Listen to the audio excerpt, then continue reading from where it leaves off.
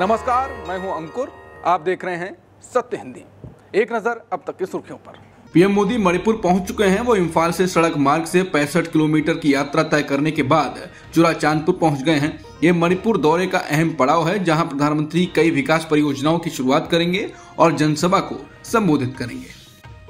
कांग्रेस सांसद प्रियंका गांधी वाड्रा ने शनिवार को प्रधानमंत्री मोदी की मणिपुर यात्रा पर प्रतिक्रिया दी।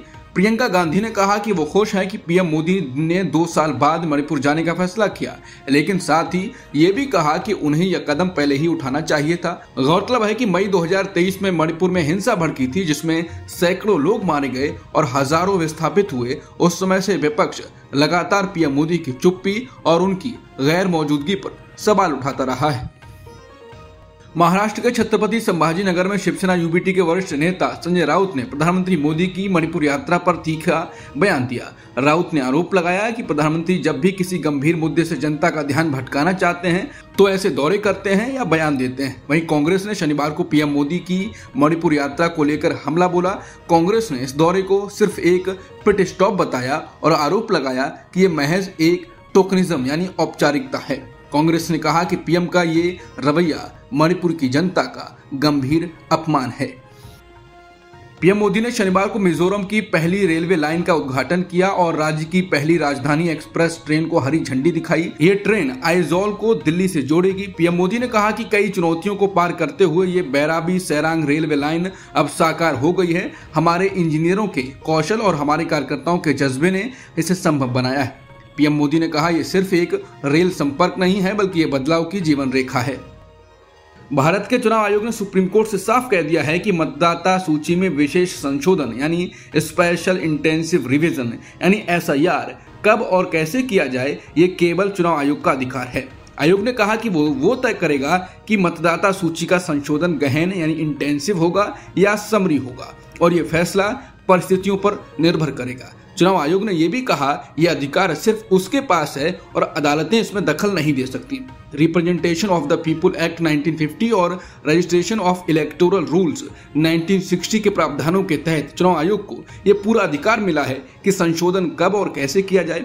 ECI ने साफ कह दिया कि संशोधन करने की कोई तय समय सीमा कानून में नहीं है। ये निर्णय पूरी तरह चुनाव आयोग के विवेक पर है। संयुक्त राष्ट्र सुरक्षा परिषद की बैठक में इजराइल और पाकिस्तान के प्रतिनिधियों के बीच तीखी बहस देखने को मिली। इजराइल के स्थायी प्रतिनिधि डैनी डैनन ने पाकिस्तान पर हमला करते हुए कहा ओसामा बिन लादेन को पाकिस्तान की जमीन पर पनाह दी गई और वहीं मारा गया। उस समय सवाल ये नहीं था कि आतंकवादी को विदेशी जमीन पर क्यों मारा गया, बल्कि ये था कि उसे पनाह क्यों दी गई। डैनन ने आगे कहा बिन लादेन को कोई छूट नहीं मिली तो हमास को भी कोई छूट नहीं मिल सकती।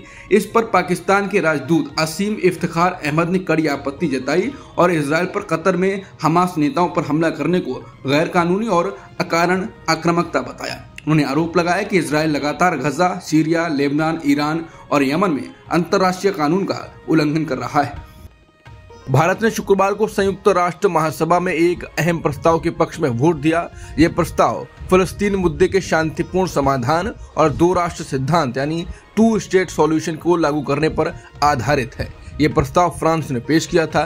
कुल 142 देशों ने समर्थन किया, 10 देशों ने विरोध किया, जिनमें अमेरिका, इजराइल, अर्जेंटीना और हंगरी शामिल हैं। 12 देशों ने मतदान से दूरी बनाई। भारत भी समर्थन करने वाले देशों में शामिल रहा। बता दें, भारत का यह कदम दिखाता है कि वो अंतर्राष्ट्रीय स्तर पर फिलिस्तीन मुद्दे का शांतिपूर्ण समाधान चाहता है और 2 राष्ट्र नीति का समर्थन करता है। कांग्रेस ने मोदी सरकार पर विदेश नीति को लेकर हमला बोला है। कांग्रेस ने पाकिस्तान को SCO की एंटी टेरर बॉडी का अध्यक्ष बनाए जाने की खबर को ट्वीट किया और इसको मोदी सरकार की विदेश नीति की विफलता बताया। बता दें, आतंकी फंडिंग और आतंकी घटनाओं के लिए जिम्मेदार पाकिस्तान को अब आतंकवाद पर रोकथाम की जिम्मेदारी मिली है। पाकिस्तान को चीन की मदद से शंघाई सहयोग संगठन यानी SCO की रीजनल एंटी टेररिस्ट स्ट्रक्चर का अध्यक्ष बनाया गया है। एक बैठक में पाकिस्तान को 2025-26 के लिए SCO RATS का अध्यक्षता सौंपी गई है। RATS शंघाई सहयोग संगठन का एक स्थायी अंग है, जिसे आतंकवाद, अलगाववाद और उग्रवाद से लड़ने के लिए बनाया गया है। एशिया कप 2025 में रविवार को भारत और पाकिस्तान के बीच होने वाले मैच को लेकर बीजेपी सांसद अनुराग ठाकुर ने कहा है कि अगर टीम इस मैच में हिस्सा नहीं लेगी तो टूर्नामेंट से बाहर हो जाएगी। अनुराग ठाकुर ने शनिवार को पत्रकारों से बातचीत में कहा कि बहुराष्ट्रीय टूर्नामेंट जहां एसीसी या आईसीसी आयोजित करता है वहां किसी भी देश के लिए हिस्सा लेना मजबूरी या जरूरी हो जाता है। उन्होंने कहा कि अगर टीम हिस्सा नहीं लेगी तो टूर्नामेंट से बाहर हो जाएगी और इस मैच के पॉइंट्स दूसरी टीम को मिल जाएंगे। बीजेपी सांसद ने कहा कि भारत पाकिस्तान के साथ द्विपक्षीय टूर्नामेंट नहीं खेलता है। अमेरिकी राष्ट्रपति ट्रंप ने कहा है कि भारत पर रूस से तेल खरीदने के लिए टैरिफ लगाना आसान नहीं था, क्योंकि इससे दोनों देशों के रिश्तों में तनाव पैदा होता। ट्रंप ने एक इंटरव्यू में कहा कि भारत रूस का सबसे बड़ा ग्राहक था। मैंने भारत पर 50% टैरिफ लगाया क्योंकि वो रूस से तेल खरीद रहे थे। ये आसान नहीं था। इससे भारत और अमेरिका के बीच खटास पैदा हुई। ट्रंप ने यह भी जोड़ा कि ये मसला यूरोप के लिए ज्यादा बड़ा संकट है, अमेरिका के लिए नहीं। इसके साथ ही ट्रंप ने दावा किया कि अपने कार्यकाल में उन्होंने कई बड़े वैश्विक विवाद सुलझाए हैं। उनके मुताबिक मैंने 7 युद्ध सुलझाए जिनमें पाकिस्तान, भारत, कांगो और रवांडा जैसे मसले शामिल थे। ये दशकों से चले आ रहे थे और लाखों लोग मारे गए, लेकिन मैंने इन्हें सुलझाया, ये ट्रंप ने कहा। भारत और अमेरिका के संबंधों पर अमेरिका के पूर्व राष्ट्रीय सुरक्षा सलाहकार जॉन बोल्टन ने फिर बयान दिया।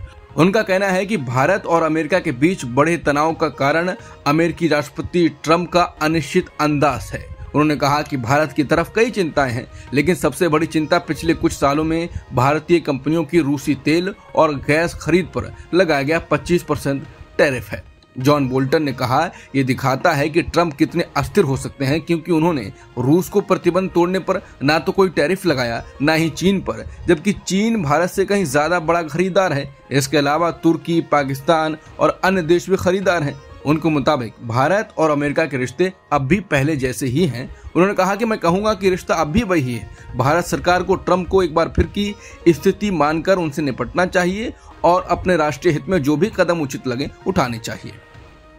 अमेरिका ने G7 देशों और यूरोपीय संघ से अपील की है कि वो भारत और चीन पर टैरिफ लगाएं, क्योंकि ये दोनों देश रूस से तेल खरीद रहे हैं। अमेरिका का आरोप है कि भारत और चीन की खरीदारी रूस के युद्ध प्रयासों को सहारा दे रही है। यह अपील शुक्रवार को हुई G7 वित्त मंत्रियों की बैठक में की गई। अमेरिकी वित्त मंत्री स्कॉट बेसेंट ने कहा कि रूस की कमाई रोकने के लिए एकजुट होकर कदम उठाना जरूरी है। हालांकि ट्रंप ने भारत पर तो कठोर कदम उठाए हैं, लेकिन चीन पर ऐसे टैरिफ नहीं लगाए हैं। इससे साफ है कि अमेरिका भारत को ज्यादा दबाव में लाने की कोशिश कर रहा है। नेपाल में शुक्रवार को बनी नई अंतरिम सरकार पर भारत ने प्रतिक्रिया दी। भारतीय विदेश मंत्रालय ने कहा है कि भारत दोनों देशों और लोगों की भलाई और समृद्धि के लिए नेपाल के साथ मिलकर काम करना जारी रखेगा। विदेश मंत्रालय की ओर से जारी बयान में कहा गया, हम सुशीला कार्की के नेतृत्व में नई अंतरिम सरकार के गठन का स्वागत करते हैं। हमें उम्मीद है इसमें शांति और स्थिरता को बढ़ावा मिलेगा। इसके साथ ही पीएम मोदी ने सुशीला कार्की को नेपाल के प्रधानमंत्री के रूप में शपथ लेने पर बधाई दी।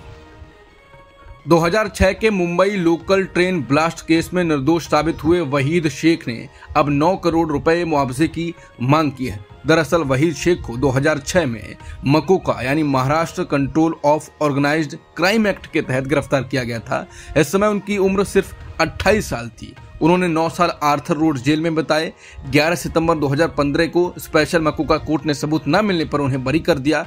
उनके बरी होने के खिलाफ राज्य सरकार ने कभी अपील भी नहीं की और जुलाई 2025 में बॉम्बे हाई कोर्ट ने सभी 12 दोषियों की सजा को पलट दिया। इसके बाद वही शेख ने कहा कि उन्हें अपनी आज़ादी, इज्जत और जिंदगी से जुड़े अपूर्णीय नुकसान का मुआवजा चाहिए। शुक्रवार को उन्होंने ये मांग national human rights commission, national minority commission और महाराष्ट्र सरकार के अल्पसंख्यक विभाग के सामने रखी। उनका कहना है कि यह रकम उनके 9 साल की गलत कैद, खोई हुई जिंदगी और सम्मान की भरपाई के लिए है। यूटा में चार्ली किर्क की हत्या का आरोपी टाइलर रॉबिन्सन गिरफ्तार हो गया है। जांच में सामने आया कि उसने कई दिनों तक योजना बनाई थी। वो मैसेजिंग ऐप डिस्कॉर्ड से राइफल छुपाने और भागने की रणनीति साझा कर रहा था। राइफल झाड़ियों में छिपाई गई थी। पकड़े जाने से बचने के लिए कपड़े भी बदले। परिवार ने बताया कि रॉबिन्सन हाल में अधिक राजनीतिक हो गया था और किर्क को नफरत फैलाने वाला मानता था। FBI ने अभी मकसद साफ नहीं किया है, लेकिन ये मानसिकता साफ झलकती है। निगरानी कैमरों में वो शूटिंग वाले दिन यूनिवर्सिटी पहुंचते दिखा। 2 दिन बाद गिरफ्तारी हुई। यूटा के गवर्नर ने कहा कि हमने उसे पकड़ लिया। मामला पूरे देश में सुर्खियों में है। अब तक की खबरों में इतना ही। बाकी खबरों के लिए बने रहिए सत्यहिंदी.com के साथ। Copyright disclaimer under Section 107 of the Copyright Act 1976. Allowance is made for fair use for purposes such as criticism, comment, news reporting, scholarship, and research. Fair use is a use permitted by copyright statute that might otherwise be infringing.